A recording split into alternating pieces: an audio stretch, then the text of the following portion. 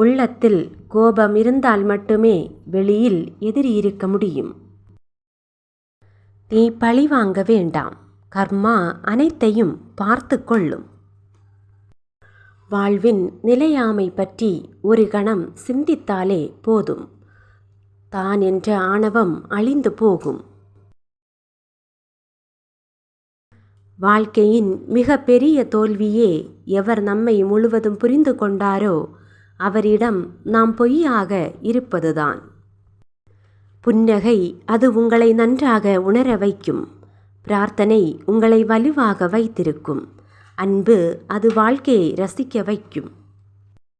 எந்த ஒன்றாக இருந்தாலும் அதை நீங்கள் செய்வதற்கு தகுந்ததாக இருந்தால் அதை முழு மனதுடன் செய்யுங்கள்.